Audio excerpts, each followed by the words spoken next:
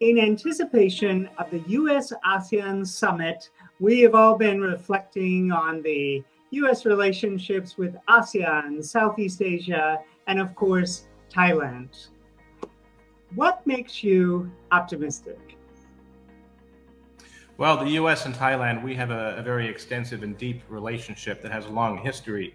The relationship started actually when a U.S. ship captain first entered the port of Bangkok in 1818. And since then, the friendship has blossomed into a partnership that has benefited Thais, Americans, and people throughout Southeast Asia.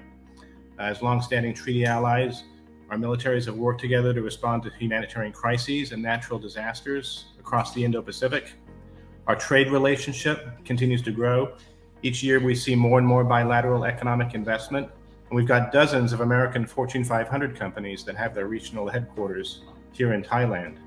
We also have very strong cultural ties. Visit just about any town in America and you can find a Thai restaurant. We saw Thai rapper Millie just playing at the Coachella Music Festival a couple of weeks ago. And we have a very strong partnership in health. And as we've recovered from this COVID-19 pandemic, we've relied very heavily on our CDC, which has our largest office outside the headquarters in Atlanta, located in Bangkok. There are so many U.S. government programs that are underway in Thailand, so many that it would take us hours to discuss them. Could you share one U.S. government program that has had a particular impact in Thailand? The most recent one is our 20th Ambassadors Fund for Cultural Preservation Award, which was $220,000 provided for the conservation of these ancient wooden log coffins in a cave called Piman Long Rong Rak Cave in Mae Hong Son province.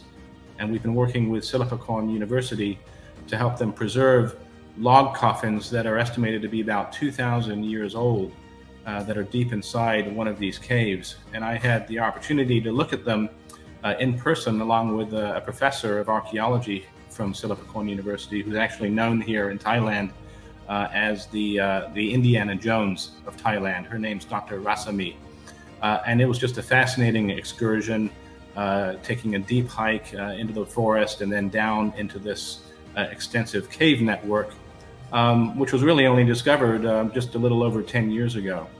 And then a couple of other projects I would highlight is one which helped preserve a temple in Ayutthaya, the former capital of Siam, a temple called Wat Chai Watanaram, which is one of the most extensive complexes up in Ayutthaya and had been flooded back during the major floods in Thailand in 2011.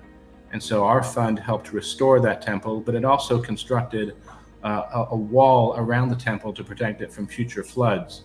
And so when we had floods, for example, just recently, which are occurring very frequently, that temple was completely protected thanks to our funding. So you mentioned the Thai Indiana Jones, and one of the most important components of the U.S. ASEAN relationship is the people-to-people ties that we form. So perhaps you have a story of a USG program alumnus or alumna in Thailand who has inspired you. One person that does come to mind is a person named Kun Nat.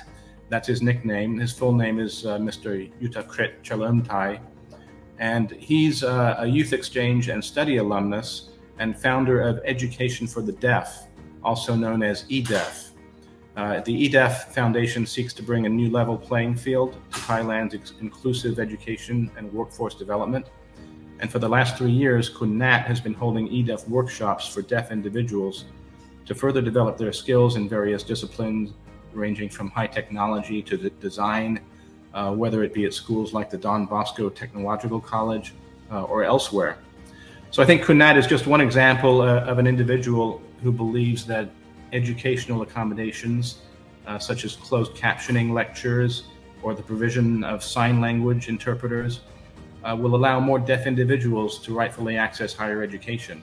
And with it, they can gain access to knowledge-based careers. What is one of your favorite aspects of being able to serve as a chief of mission in an ASEAN member state?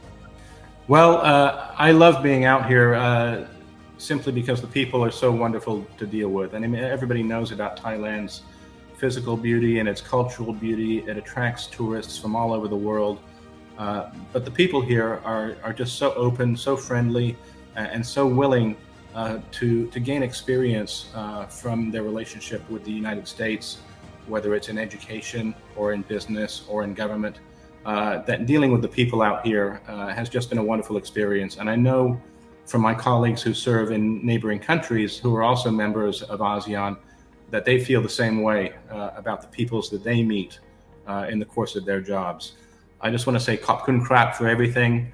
We are very proud to have been able to assist you with vaccines and other assistance to get through this pandemic, and we look forward to a very bright future. Thank you so much, Chargé. Again, you've been generous with your time. Thank you so much. Thank you.